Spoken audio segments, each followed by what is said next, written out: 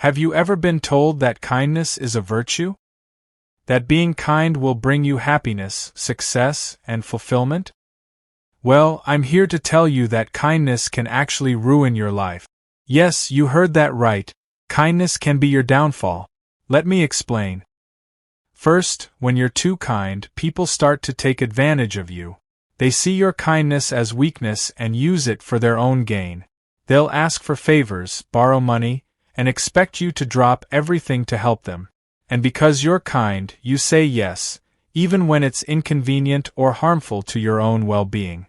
You end up feeling exhausted and frustrated because you couldn't say no. I've seen it happen so many times. People who are too kind get taken for granted. They're always there for others, but when they need help, no one's around. They give and give until they have nothing left. In the end, they feel alone and empty. It's not just about being used.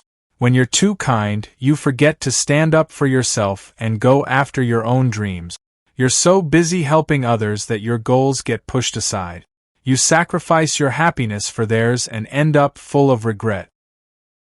Second, kindness can turn you into a pushover. When you always put others first, it sends a message that your needs don't matter. People expect you to go along with their plans, and they see you as someone who's easy to control. And if you ever stand up for yourself, they'll act shocked, calling you selfish because they're used to you always agreeing with them. Breaking this pattern is tough. It feels good to be liked and appreciated, so you keep doing what others want. But it's not sustainable. You'll start feeling bitter and unfulfilled, wondering why you're the one always making sacrifices. Third, kindness can stop you from achieving success. In today's competitive world, being too nice can hold you back. To get ahead, you have to be assertive, make tough decisions, and put your own interests first. But when you're too kind, you hesitate. You don't want to upset anyone or be seen as aggressive. So, you play it safe and miss out on opportunities. I've seen talented people get passed over for promotions because they didn't want to ruffle any feathers. They let others take the credit because they didn't want to appear too ambitious. But the truth is, success comes from hard work, determination, and taking risks. If you keep putting others first, you'll never reach your full potential. Fourth, and most importantly, kindness can make you less authentic. When you're too focused on being kind, you start censoring yourself. You hold back your true thoughts and feelings, afraid of hurting someone. But people can sense when you're not being genuine. Over time, they'll start to lose trust in you. When you're always suppressing your real self to be kind, you lose touch with who you really are. You feel disconnected from your true desires and end up living someone else's life. This isn't sustainable. You can't be happy or build meaningful relationships if you're not being honest. So, what's the solution? How can you be kind without letting it ruin your life? The answer is balance. You need to be kind and compassionate, but also set boundaries and take care of yourself.